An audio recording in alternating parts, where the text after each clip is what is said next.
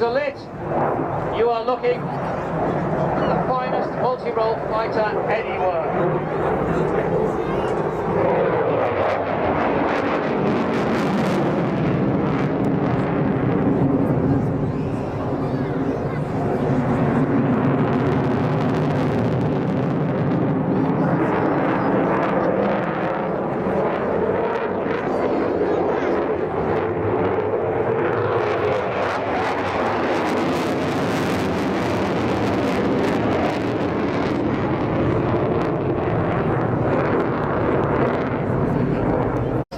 G is what keeps us on the planet.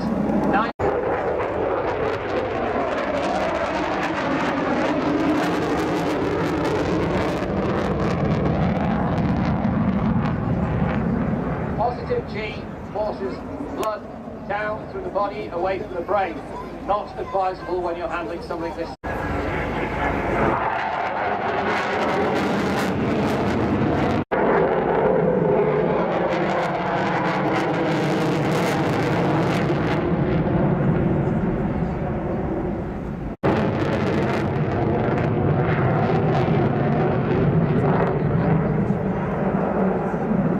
Aeroplane cocked up into the air, hardly moving forward at all. Exceptional pilot and aeroplane interface. Look at that.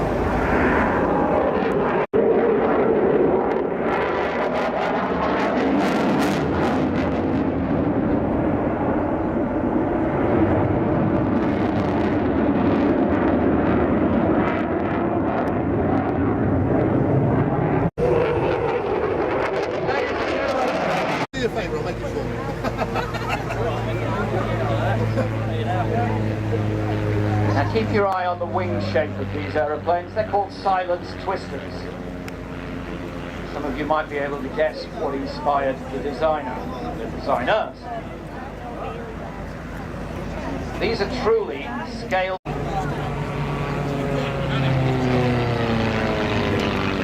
One of our pilots has encountered a fault. He's returning to Blackpool. So we give you one twister.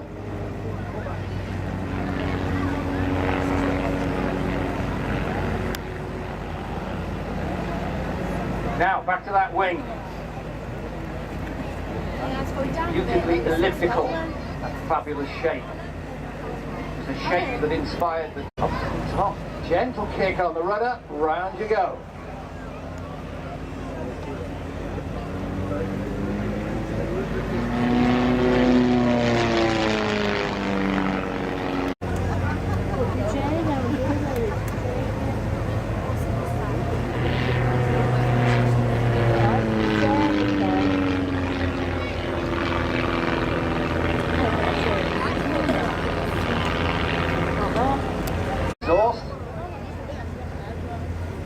Against this beautiful sky today with very tranquil wind, we're getting almost a three-dimensional drawing of the twister's performance.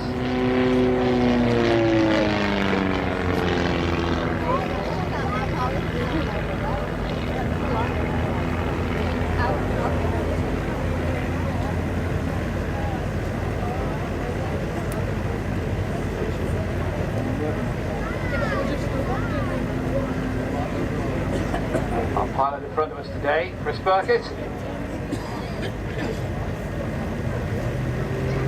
a very, very experienced pilot, aerobatics. When he's not doing this sort of thing, he's actually an aerodynamicist by profession.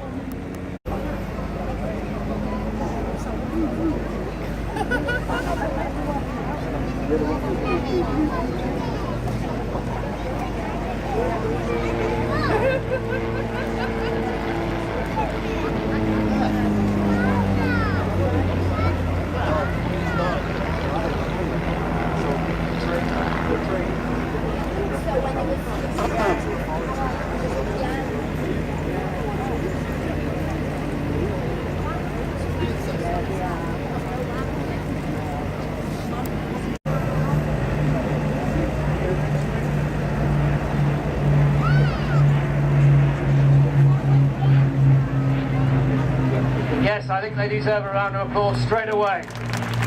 History on the wing.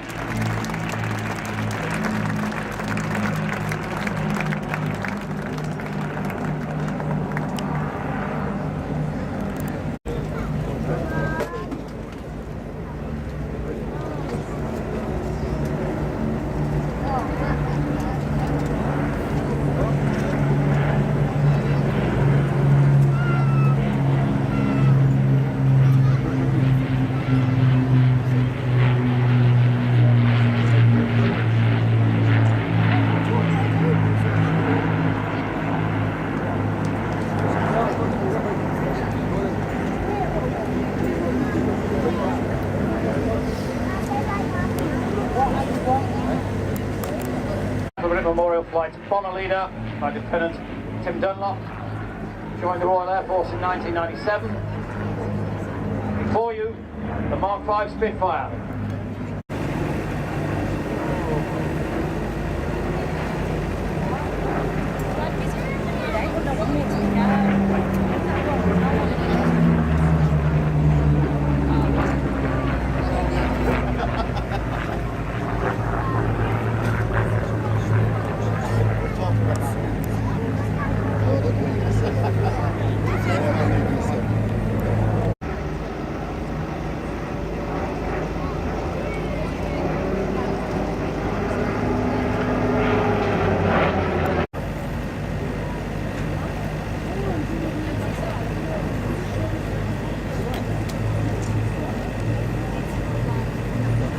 Now flying Royal Air Force's latest tactical transport,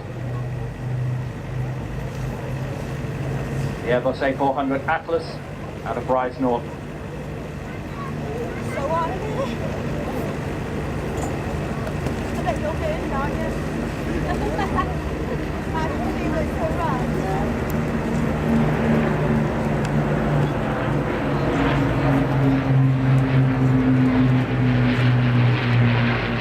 With its cavernous bomb bay open,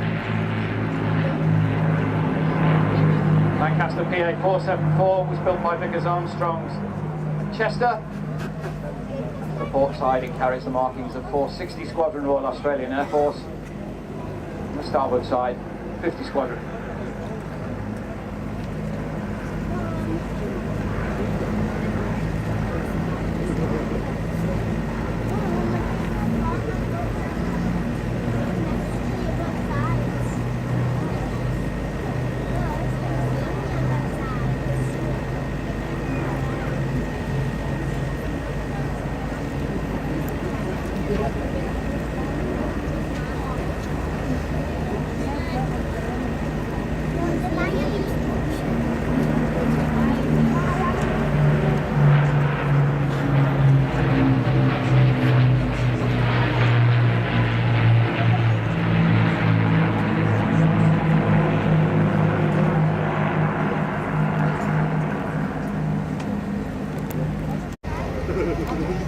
And with the undercarriage down, here's a good moment for you to wave. Ladies and gentlemen, Battle Memorial Flight Lancaster.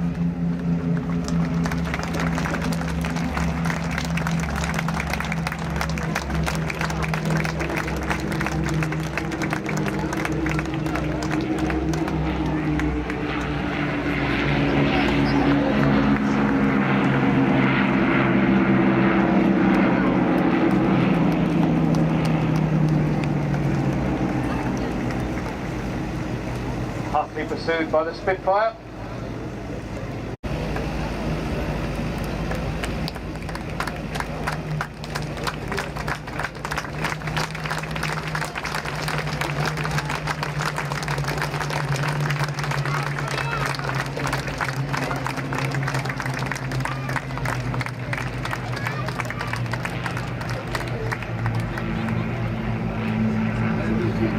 Ladies and gentlemen, a nation that ignores its past has no future.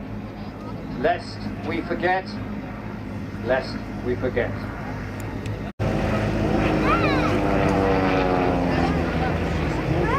Jack's pulling up into vertical here, rolling left as if round the inside of a barrel. He's now going to perform. He's going to roll out of that to complete the half horizontal. Like a kid out of a... Picking up speed on the descent there, he's climbing back up into this loop. And at the top of the loop he's experiencing quite some negative G. He's got the harness strapped down as tight as he'll go, and his feet pressed against the rudders, which are then on the ceiling of the aircraft.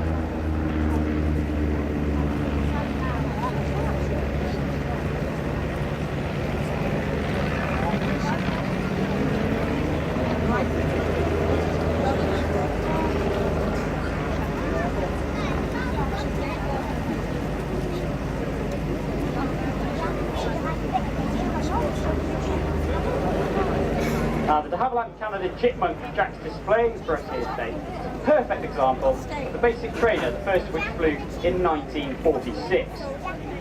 Well over 1,000 chipmunks were produced primarily for the Royal Air Force, with many surviving to this day flown privately.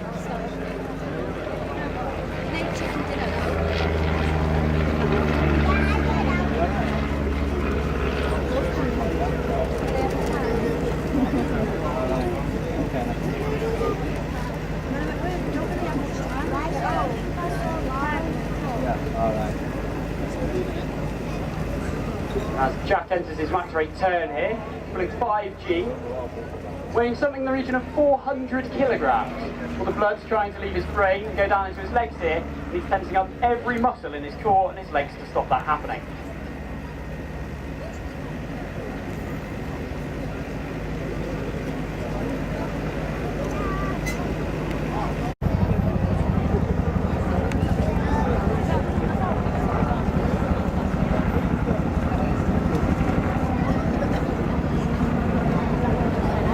Lycoming T-53 turboshaft.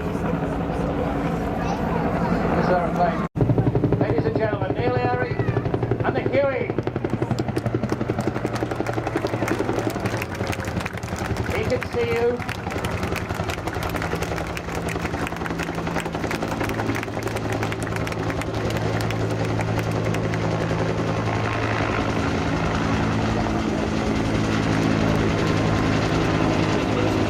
Barn door-like openings on either side of the fuselage allow troops to get in and out very quickly. This was the cavalry of the Vietnam War, late 1960s through the 70s. It was the Hueys that would bring the combat troops right into enemy-occupied landing zones, drop them down, disgorge the troops, get out quickly. The machine also had about 60 medium machine guns, one on each door for self-protection.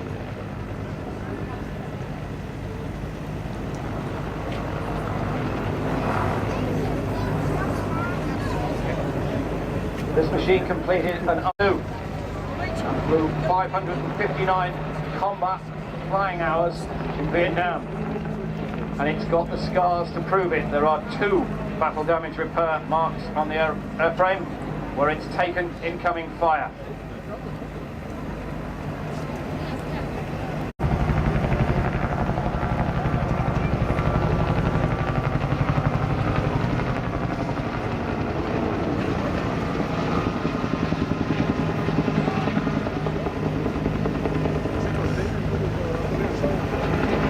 Bell Helicopter Company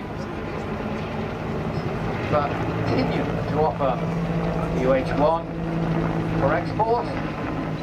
indeed our Royal Air Force with the Defence Helicopter.